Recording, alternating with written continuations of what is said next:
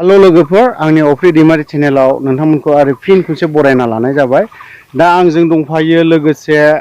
H अन्थावखौ आंनि चेनेलाव बरायना लानाय जाबाय। थ' मैया दाखालि नोंथांनावहाय मोनसे केस फैदोंमोन,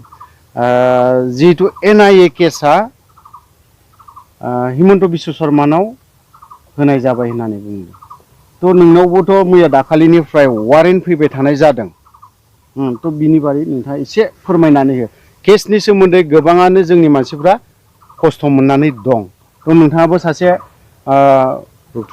भुक्तभोगि होनना बुंजागोन। दा बिनि बारै एसे फोरमायनानै होदो रायजो राजाफोरनो। 2004 जेब्ला प्रथम सिजफायार डिक्लेयार जानायनि सिगांनो आङो शिलंआव एरेस्ट जायो। आं आसामाव एरेस्ट जायाखै। 2004, 5, 6, 7 आव आं जेब्ला जेलनिफ्राय गदों, 2007 नि उनाव नटिफिकेसन फैदों कर्टनिफ्राय मेघालया। मेघालयाबाबो बेयाव मोनबा डिस्ट्रिक्ट, जेन्टिया हिल्स, खासि हिल्स, रिभय डिस्ट्रिक्ट, ओमफ्राय गार' हिल्सआव ना साउथ गार' हिल्स, वेस्ट गार' हिल्स, मोनबा डिस्ट्रिक्टआव दङ। टटेल गासैजों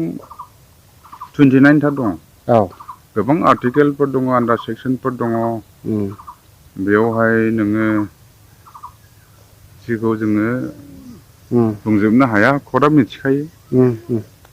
जों सानदों मा बेफोरो एकर्डनि थ्रुयै गासैबो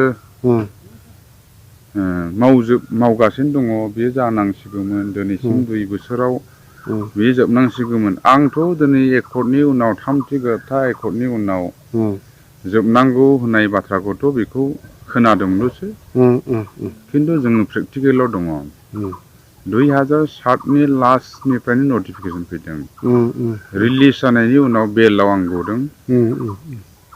बेलाव गनायनि 6 मास उनावनो आं कर्टआव थांदों फुरा शिलंनो। ओमफ्राय बिभिन्न नैबे 2017, 18, 19, 20, 21 सिम आङो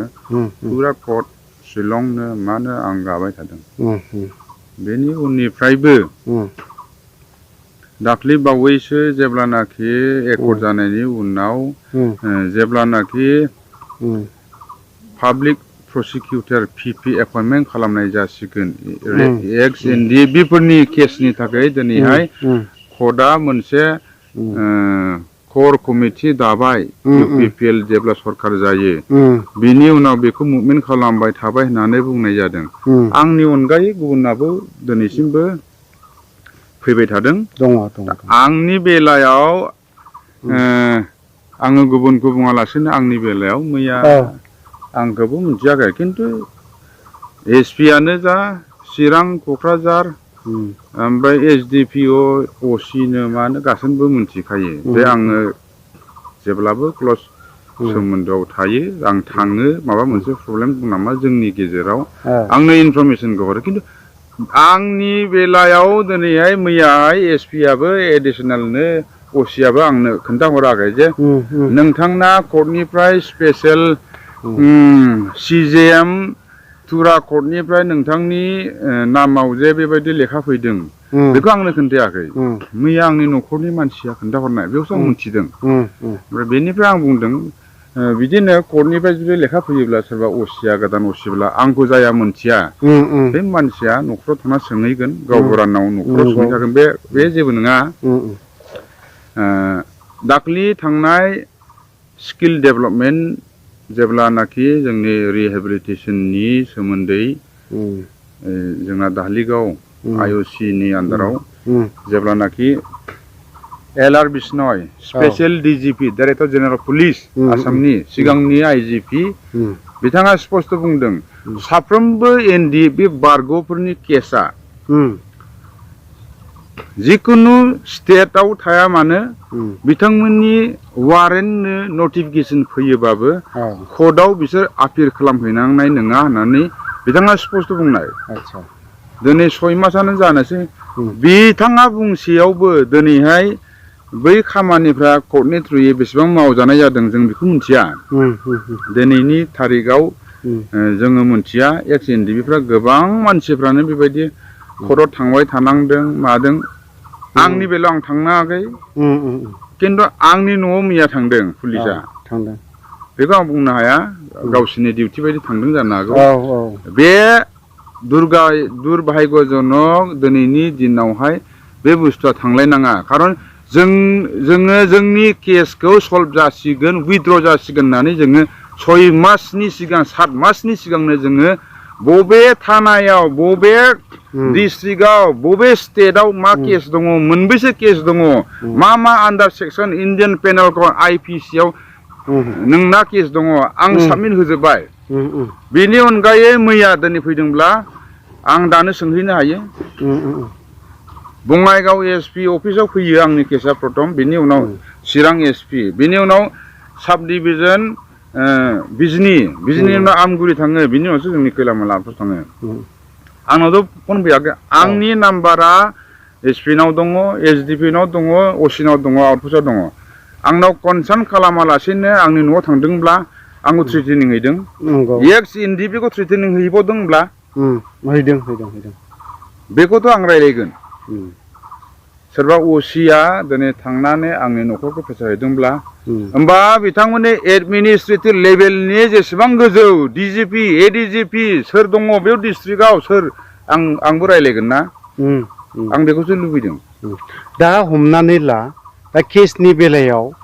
नोंनियाबोथ' वारेन्ट फैदों सेंग्राफोरनियाबो मा जागोन दा हमनानै ला क'क्राझाराव आं मैया दाखालिसो खोनादों केसनि सोमोन्दै आरोखि दे मुंखौ बावबाय आङो आर्टिफेक्सननिनो बिनिया बे मासावनो वारेन्ट जाबावनांगौ नोंनियाबो फैदों बै गथ'आबो दिनै मासाव 2 गाहाम एटेन्ड जाहैनांगौनो कर्टआव आरो एक्स NDP फोरनि फेक्सन वाइसआव नङा दे फेक्सन वाइसआव नङाबा बावहाय बारग' NDP फोरनि मुङाव केसा उइथड्र जादों अनलि 20टा 20 जननिल' केसा उइथड्र जादों होननानै बुंदों नोंथाङा बिनि सायाव मा बुंगोन ओरैनो NDPआ टटेल दा गभर्नमेन्टनि रेकर्डआव 7,000 प्लास दङ 7,000आव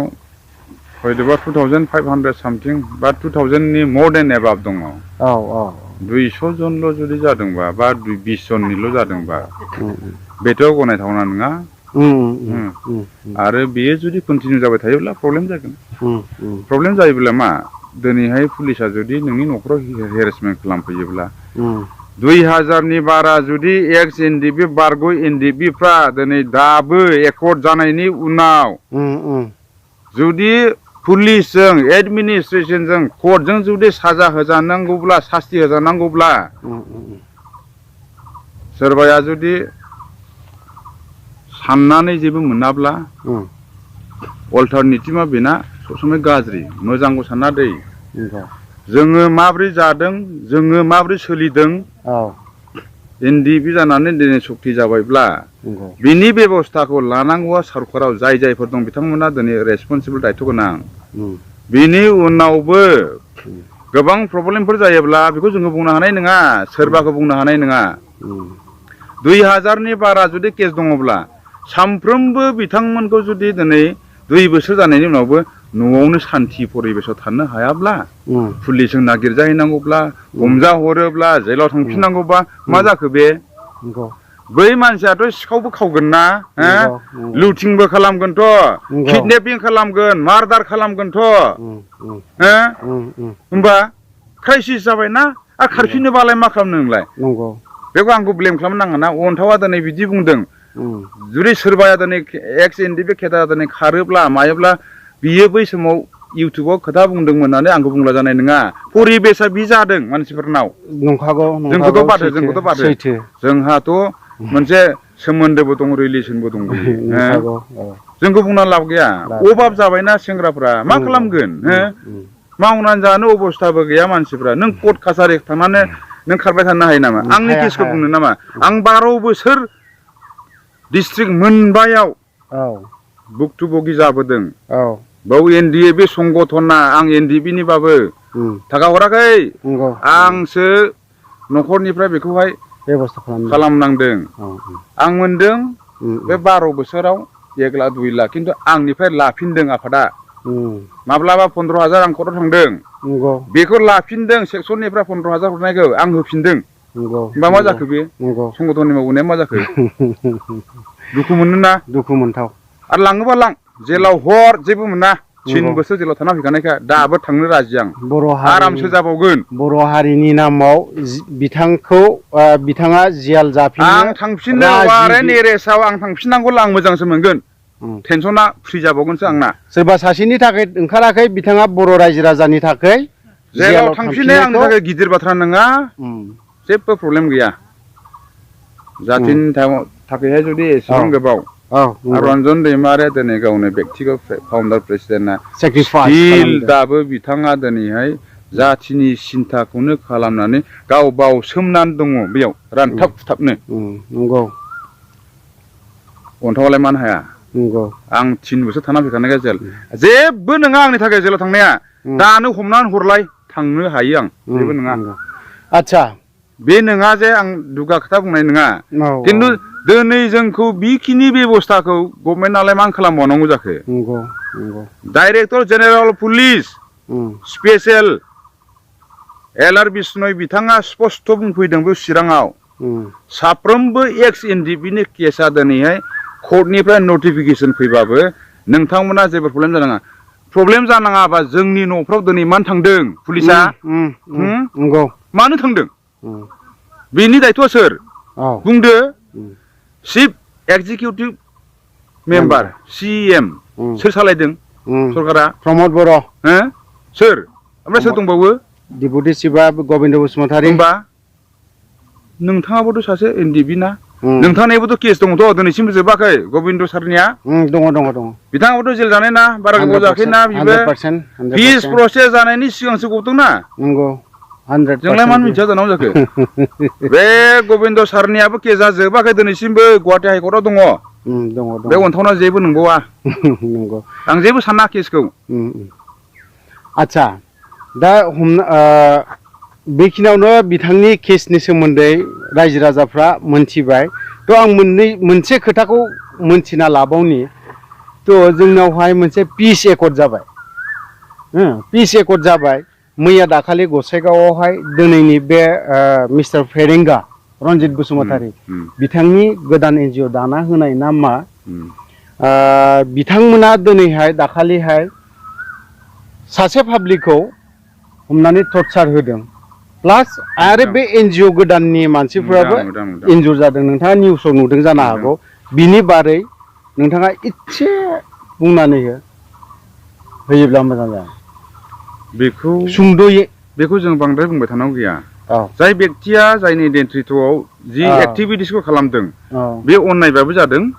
खारन सोरबा डिपार्टमेन्टनि सोरबा एक्जिकिउटिभ मेम्बार EM नो बिनावहाय सम्पुर्ण नोंनि बे आयेननि गासैबो बिजिरनाय बुस्थु थाया बिथाङा माबायदि बिथोन होनानै दङ बिथांनि इन्सट्राक्सनखौ लानानैसो बै NGOनि मानसिफ्रा दिनैहाय सोरबा जनसाधारन मानसिखौ अयथासार खालामदों हयतोबा बिथाङा स्ट्रिक्ट मोनसे एक्सन लानानै दं सिङाव बिथाङा जुदि बिथोन होआब्ला बै नोंनि NGOफ्रा खालामनो हाया गोदोनि NGOफ्राथ' साधारनमोन ना सिलायानो लाबावामोन दिनैनि NGOआ दिनैहाय 3 नं 3 राइफल लायो खोमा बा माबा मोनसे लायो बेखौ जों खोनायो ओमफ्राय बै NGOआव सोर मानसिया जड़ित जादों ना नोंनि एक्स एनडिपिआनो दंमोन ना मामोन खोथा बिसोरना ओमफ्राय दिनै दंफां होबथानायनि नामावहाय फरेस्टारा जिखिनि खामानिखौ मावो फरेस्टारनि आन्डार सेक्सन फरेस्ट एक्टआवहाय पावारा बांसिन दंना NGOनाव दं आं बेखौसो बुंगोन नायदो बोदलाना नाय होमबानो मोनथिगोन बे बुस्थुआ बिराद आनफरचुनेट जानाङामोन आरो दिनैहाय जुदि रायजोआ होस्रिखावो गाबख्रावोबा कर्टआ दिनै जाज खालामो सोरबा फेरेंगाया नङा सोरबा NGOआ नङा बिनि बिसारखौ आयेनासो बिसार खालामगोन गतिके बे बुस्थुआ दाबिया जानांगौ आंनिफ्राय आपिला बे आरोबाव मोनसे खोथा सुंद'यै एसे फोरमायबा हामगोनदां दा जिथु नैबे जिथु फेरेंगानि NGO नन गभर्नमेन्ट अर्गानाइजेसन NGOआ ओमफ्राय फरेस्ट डिपार्टमेन्टआ बियो आलादा नैबे दा फेरेंगानि गोदान मोनसे जिथु मा फर्स बिलाय मा फर्स थाय बेखौ बुंनो रोङा NGOखौनो होननानै बुंगोन दा बिसोरनाव बेथनखौ मास मोननैल' होनो हादोंनो दा मास मोननै बेथन मोननायनि थाखायनो बिथांमोना बाद बाखि मास बेथनखौ मोनाखै बिनि थाखायनो माखासे खामानिखौ मावदों होननानै बुंदों नोंथाङा बिनि सोमोन्दै सुंद'यै एसे फोरमायबा हामगौ बेथन होनाय होयियाथ' गावसिनि खोथा मा क्राइसिसआव बै एमप्लयिसफोरनो बेथन होनो हायाखै बे गावनि खोथा ओमफ्राय दिनैहाय बेथना बेसेबां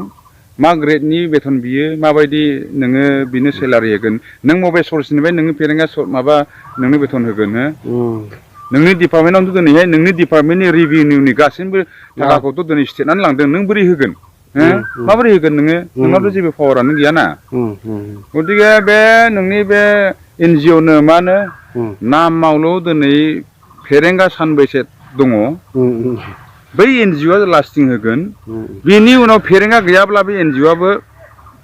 जोबस्रांजोबगोन आं बेखौल' बुंगोन थ' ओइस अनथाव नोंथांखौ हामबाय होननानै बुङो आंनि चेनेलाव दसे सम होनायनि थाखाय साना आं थ' हामबायसै ओइस अनथाव बिथांनिसि हामबाय होननानै बुङो बिथांनिफ्राय गासैबो केसनि सोमोन्दै गोबां गुबुन गुबुन खोथानि सोमोन्दै मोनथिबाय थ' लोगोफोर आं भिडिअखौ गोलाव खालामला बेखिनियावनो दोनथ'बाय जै बर' हारिनि